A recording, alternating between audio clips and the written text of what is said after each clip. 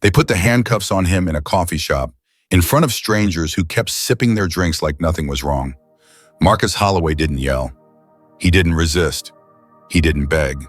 He simply asked for one phone call, and the officers laughed. They saw a black man in a worn military coat and decided the story for him.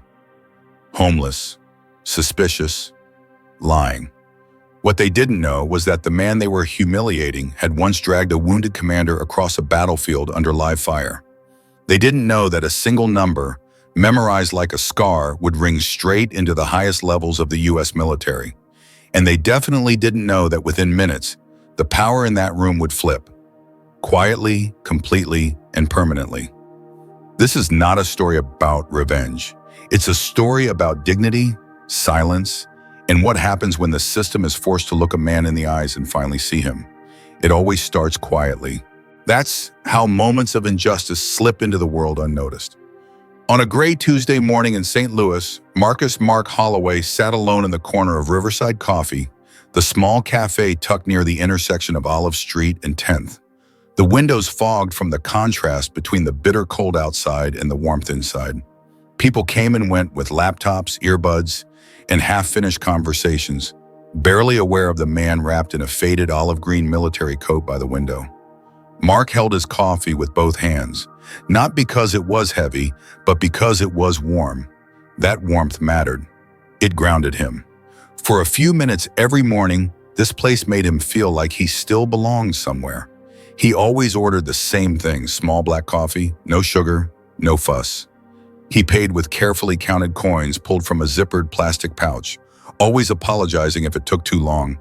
He nodded at the barista, sat in the same seat, watched the street like he was waiting for something he couldn't name.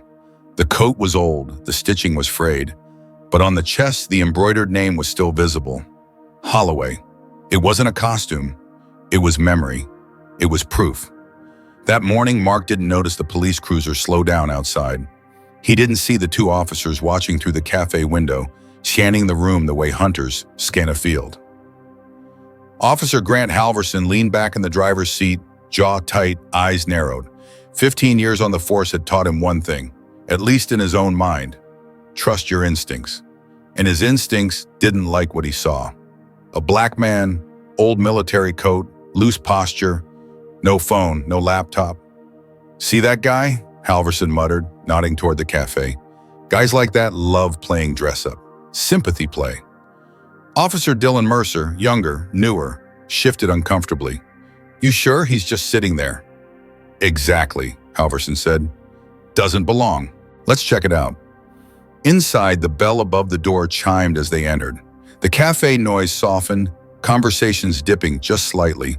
People noticed uniforms the way animals notice storms. No one said anything. Halverson walked straight toward Mark's table. Mercer followed. "Morning, sir," Halverson said, not waiting for a response. "Mind if we talk?" Mark looked up slowly. His eyes were tired, but calm. "Sure." "That's your coat?" Halverson asked, already knowing the answer he wanted to hear. "Yes," Mark said. "It is." "Where'd you get it?" "I was issued it when I served." Mercer glanced at the embroidery. "Served where?" Mark didn't hesitate. "Special operations. Overseas. Until 2018. Halverson let out a short laugh, sharp and dismissive. "And now you're here, paying with spare change." Mark felt the familiar pressure rise in his chest, the urge to explain, to justify, to prove. He swallowed it. "I'm just trying not to forget who I was," he said. A few customers were watching now. A woman near the counter paused mid-sip. The cafe manager, Tom Becker, stepped closer, sensing the tension. "Is everything okay?" Tom asked carefully. "He comes in here all the time. Never causes trouble." Halverson didn't look at him. "We got a report of a suspicious individual." "Suspicious how?" Tom asked. Halverson finally turned. "Appearance doesn't guarantee innocence." Before Mark could react, Mercer reached out and grabbed the inside of the coat, pulling it open, fingers pressing along the lining. Mark stiffened. "Don't touch me," he said quietly. Mercer found the inner tag, serial number, full name. He frowned, uncertain. "Could have picked this up anywhere," Halverson said. "Thrift store, donation bin." "Am I being detained?" Mark asked. Halverson's hand moved to his cuffs. You can cooperate or we can make this harder. The cafe felt smaller, heavier. No one spoke. No one moved. Mark took one last sip of coffee and stood slow, dignity wrapped tighter around him than the coat ever could be. Can I make a call first? You can do that at the station, Halverson said, snapping the cuffs shut. The sound echoed louder than it should have. A woman near the window whispered, "My brother served too." No one answered her. Outside, the cold hit Mark's face as he was guided into the cruiser. Mercer hesitated, glancing at him through the rearview mirror. What if he's telling the truth, Mercer muttered. Mark smiled faintly. When you check, you'll understand. The drive to Precinct 3 was quiet. Inside the concrete walls of the station, the smell of old coffee and paper hung heavy. Halverson pushed Mark forward. Possible misuse of military attire, he told the dispatcher. Dispatcher Paige Donnelly typed the name into the system. Her fingers froze. She looked at the screen, then at Mark, then back again. Without a word, she printed a form and handed it over. Room 3. In the small interrogation room, the cuffs were removed and tossed onto the metal table. No ID, Halverson said. No proof. Mark rubbed his wrists. I don't need to prove myself to you. I need my one phone call.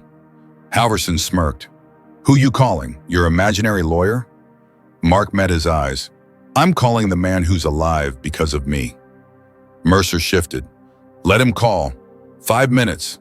Halverson rolled his eyes but slid the phone across the table. One number.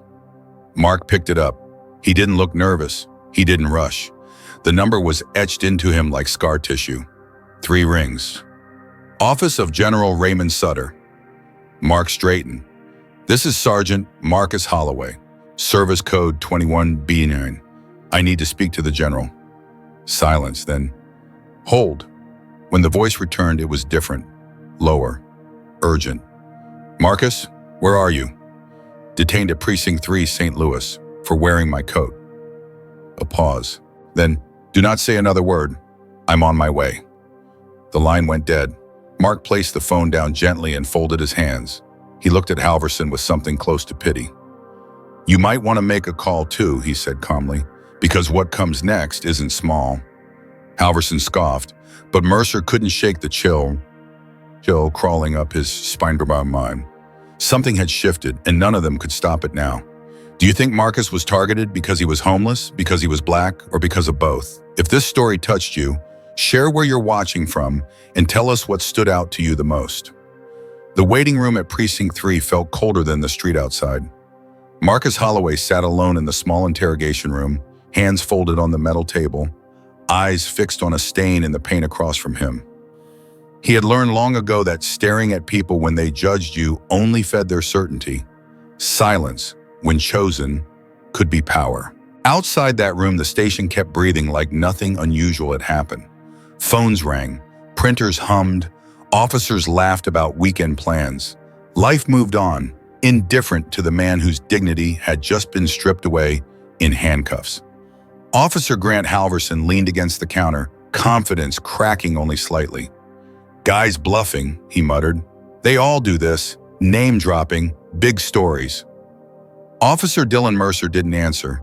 He stood near the doorway, arms crossed, replaying the phone call in his head. Not the words, the tone, the way the voice on the other end had said Marcus's name like it mattered. Dispatcher Paige Donnelly hadn't moved from her chair. Her screen was still open, the same file glowing faintly. She had seen classified flags before, but this one felt different, old, buried, like something the system had tried to forget.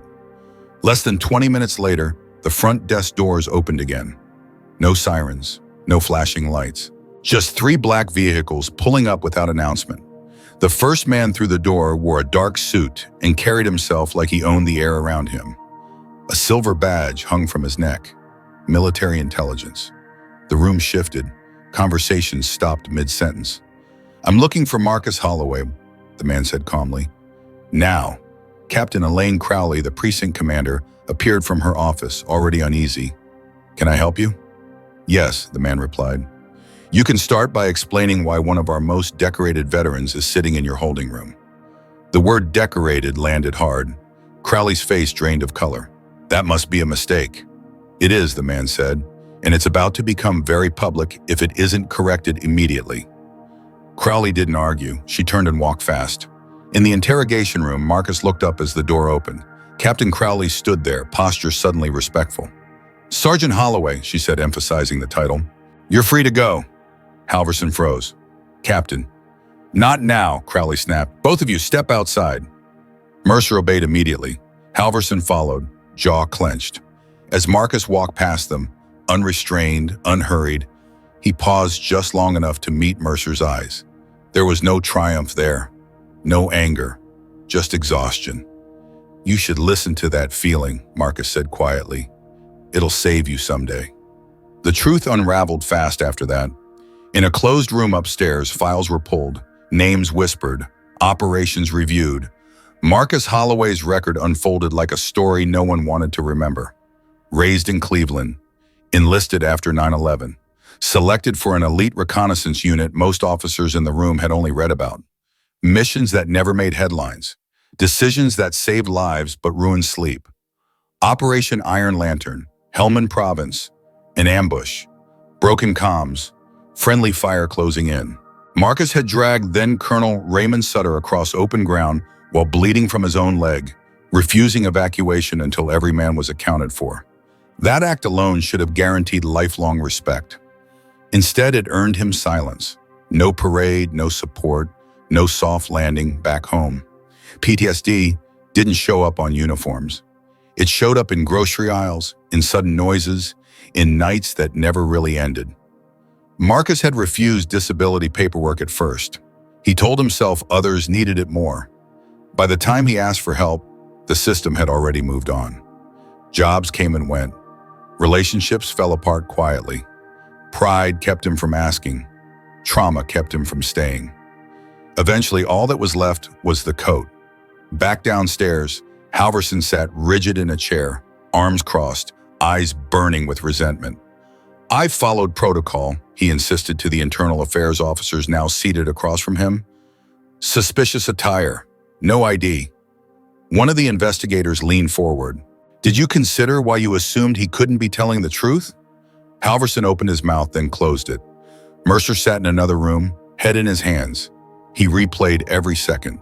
The grip on the coat, the cuffs, the silence of the cafe. For the first time since joining the force, the badge on his chest felt heavier than the gun at his side. Hours later, Marcus sat in a clean medical unit at Fort Leonard Wood, wrapped in a blanket that didn't smell like the street.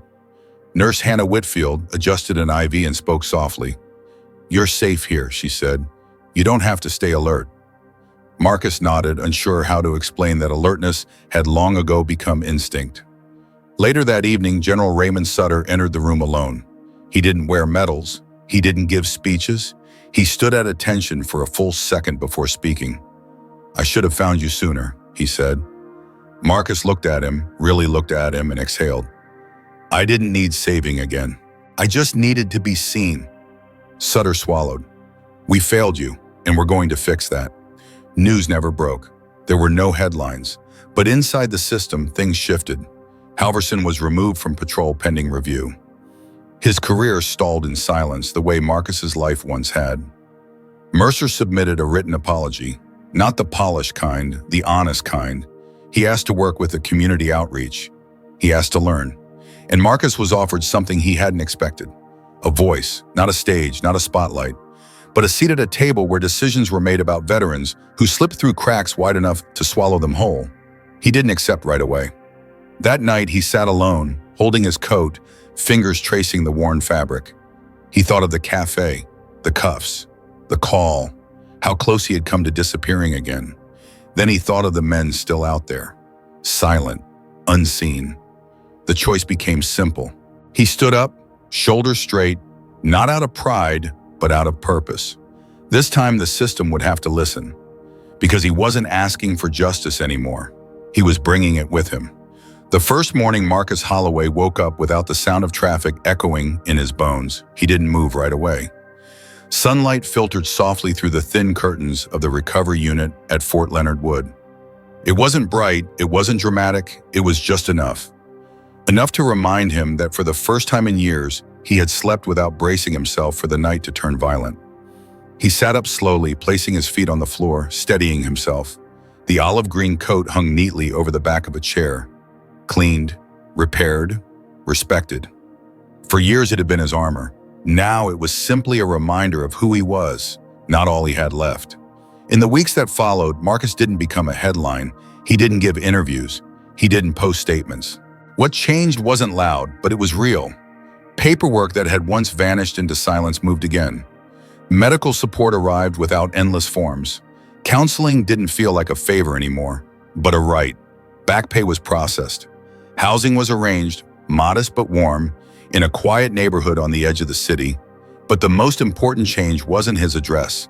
It was that people began to listen. Marcus accepted a role as an advisor in a pilot reintegration program for homeless veterans. Not as a symbol, as a voice. He sat across from officials who spoke in statistics and interrupted them gently when they forgot that numbers had faces. "These men don't need saving speeches," he said once. "They need to be recognized before they disappear." Something about the way he spoke carried weight. Maybe it was the calm. Maybe it was the scars he didn't show. Either way, the room always went quiet when Marcus spoke. Back at Precinct 3, the atmosphere had changed too. Officer Grant Halverson was no longer on the streets. His badge hadn't been taken, but it had lost its authority. Assigned to administrative duty, he avoided eye contact, still convinced the world had overreacted. But the silence around him was louder than any reprimand. Officer Dylan Mercer took a different path. He requested reassignment to community outreach. He sat through training sessions on bias, on trauma, on listening. Not because he was ordered to, but because he couldn't forget the sound of the cuffs closing around a man who had once saved lives in a war zone. One afternoon, Mercer asked to meet Marcus. They sat on a bench outside a veterans center, the air cool, the sky low and gray.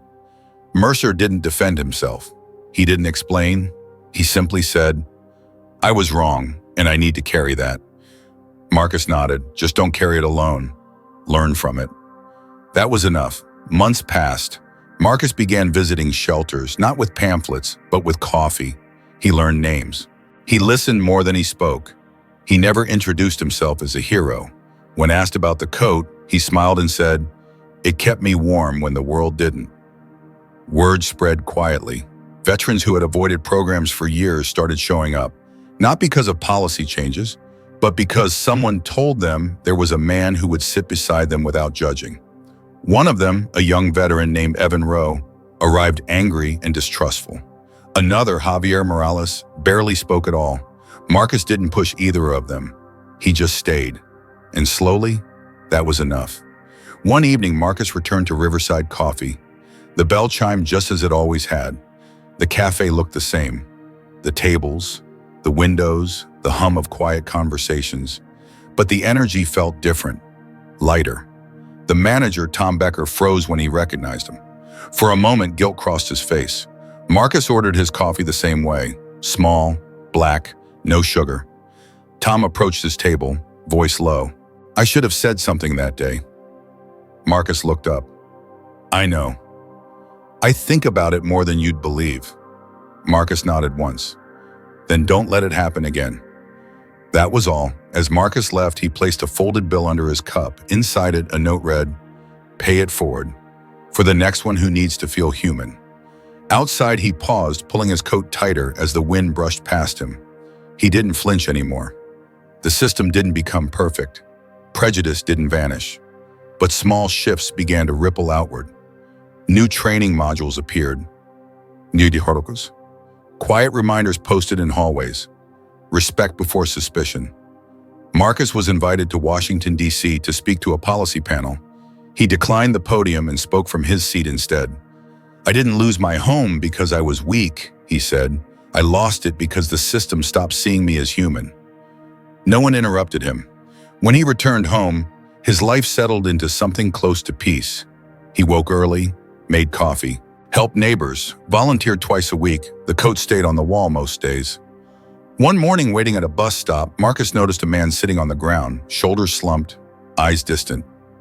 Marcus sat beside him without a word and handed him a cup of coffee. The man hesitated. "Way back." Marcus smiled. Because someone once answered when I called. The man nodded slowly, accepting the cup. Sometimes justice doesn't come with sirens or applause. Sometimes it arrives quietly, carrying a cup of coffee, offering a seat, saying, "I see you." Marcus Holloway didn't ask to be a symbol. He became one by choosing dignity over bitterness, presence over silence. And that choice changed more lives than any headline ever could. How did this ending make you feel about Marcus's journey and the choices he made? Do you think forgiveness and accountability can exist together in real life? What part of this story stayed with you the most, and why? If you like this story, comment sympathy below and tell us which country you're watching from. Please share this video so more people can hear this story and start seeing others differently.